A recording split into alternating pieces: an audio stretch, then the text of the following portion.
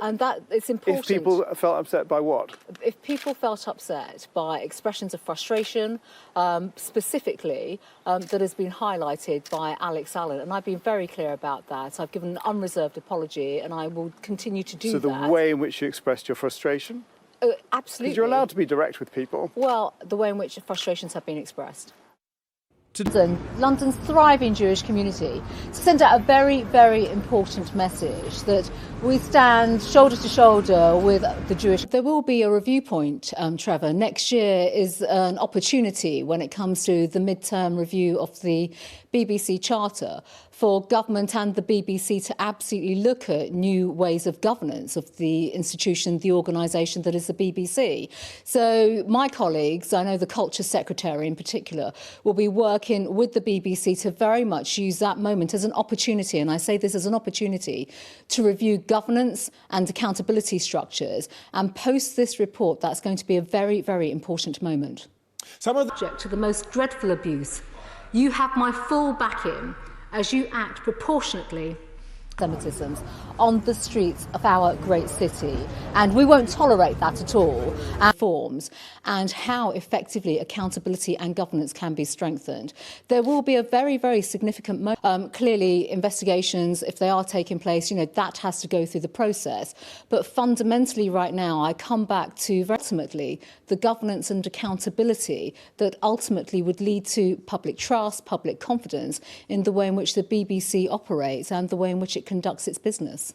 But you talk about this being an early moment, and I understand that. But what I take you to be saying to the Metropolitan... Now, there's no question about this, where lessons have to be learned. Yes, within the BBC itself. Yes, with the leadership of the BBC, its journalists and people that work for the BBC too. But I'll admit this early stage to even speculate and comment on anything of that nature. Very much from a government perspective, there will be an opportunity specifically on the governance of the BBC, where there will be an opportunity not only for reflection, but an opportunity to look at governance reforms. Question about that. Trust and confidence has been undermined. And now is the time for the BBC to act. It's important. Yeah. We have, as you can see, frontline officers day in, day out doing this kind of stuff, showing that they're being supported, definitely, but actually prioritising this kind of work. Yeah. This is heard me say, I think the reputation of the BBC has been compromised. There's no absolutely reflect upon the findings of this report and rebuild that trust and confidence. I'm hearing a no there, and I'm wondering... Anti-Semitic in their actions, in their words and their behaviours, because quite frankly, it is absolutely not right to see the levels of harassment, intimidation and intolerance towards our wonderful, wonderful Jewish community. Build trust and confidence and trust of the British public, but also they are a world-class institution. So they will have a great deal of work post the publication of this report. But the word I'm not hearing is... to do in this particular area. And of course, right now, it's a very, very important time for the BBC to very much look at itself and learn some very important and significant lessons. We'll have to reflect upon the report and spend a great deal of time, I think, really looking at how they can regain and rebuild fairly and courageously to maintain law and order. And to the criminal minority. Your view is? My view is on the record. My view is absolutely on the record. And I've given which is? An unreserved apology to anybody that has been upset by anything that has taken place. What are you apologising for? What behaviour of yours are you apologising for? If people felt upset. Changes to the institution, structure, governance, accountability, then that will follow. From a government perspective, I should just emphasise again, obviously there'll be a midterm review of the Charter next year. And my colleagues in government will absolutely ensure that that is used as the right opportunity, not just for reflection, but to enhance governance and accountability within the BBC. OK, the BBC's on notice. Let's just have a... Look at the success of the vaccine programme and how that is gradually enabling us all to live our lives. The reopening of society, unlocking of aspects of our economy, clearly that's exactly what the roadmap is all about. And the Prime Minister himself has been clear that there are key tests and key stages in the run-up to the 21st of June. We will always continue to look at the data when it comes to the next stage of the roadmap. That is sensible, that that is responsible. And I think we should absolutely just reflect upon the success of the vaccine and how that is giving people, individuals, society, businesses confidence to be back out there again.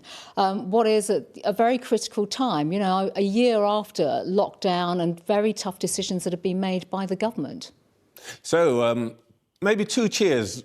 Bolster our economy and support businesses in terms of their own economic growth. What I'm unveiling and proposing tomorrow is a new legal migration and borders strategy, which very much sets the framework for the future, which is based upon digitalisation of our borders, but also the simplification of our immigration laws. Currently, thus far, we've already simplified something like 21 immigration routes, and we're in the process of simplifying almost 500 pages of immigration legislation and rules. And there is so much more that we can do in this whole area, and that's effectively what I will be announcing crossing the Channel in very, very dangerous circumstances, being facilitated by criminal gangs and people smugglers. I am introducing the new Borders Bill, which will come to Parliament next month, where we will specifically clamp down and tackle the problems around illegal migration. We are going to change our laws. We will have not just greater checks. We've already got very, very significant law enforcement operations taking place in France, in Belgium, upstream.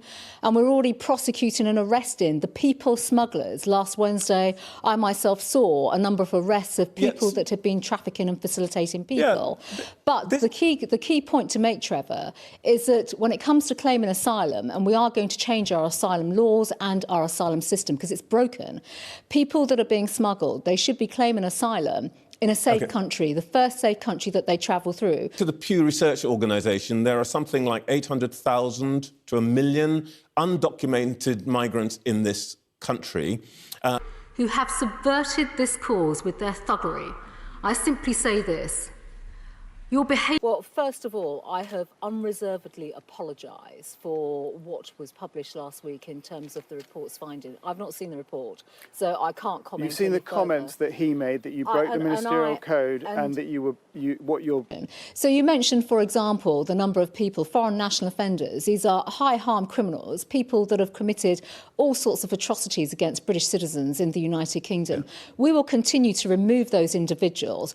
And in fact, many of the part of the proposals that I am bringing forward will make it easier for us to remove foreign national offenders. So we will stream. So if I may, explain to me what you're going to do about the two gentlemen in Pollock Shields. I will in just a minute. So we will also be changing many of the appeals processes where individuals go to court again and again and again to thwart our ability as a government to remove high harm individuals or people that have overstayed their right to be in the country or who have come to the United Kingdom illegally. So immigration enforcement, and not border force, it's immigration enforcement in Glasgow, they were stopped from removing two people that had no legal basis to be in the United Kingdom. They were doing their job. The protesters stopped that from happening in terms of the removing those two individuals. There is a whole process around the removal of people that should not be in this country at all. People that behaviour would be deemed as bullying. Do you accept those findings? Well, first of all, I have given an unreserved apology about that, and it's important to recognise in terms of the code that the Prime Minister is the arbiter of that code, and he makes the judgments accordingly as well. I just wonder what the nationalists in Scotland, they would much rather have an immigration policy of open borders, no checks when it comes to criminals coming to the UK, and no border controls. And I think actually her comments also reflect upon the nationalist position when it comes to removing people that have no legal basis to be in the UK. This has nothing to do with Eid at all. Immigration enforcement are absolutely doing their job in terms of removing people with no legal basis to be in the UK. I think it's absolutely a sorry state of affairs that we see the nationalists in Scotland basically trying to thwart the safety and security of the British public, but also trying to prevent the British government from removing those with no legal basis to be in the United Kingdom. This is, Trevor, exactly the reason why we are changing our laws and bringing in new legislation so that the government can remove people that should not be in our country while protecting the safety and security of British citizens through the legal routes and the digitalisation that I'm proposing. I look forward to returning to this with you, Home Secretary. But before we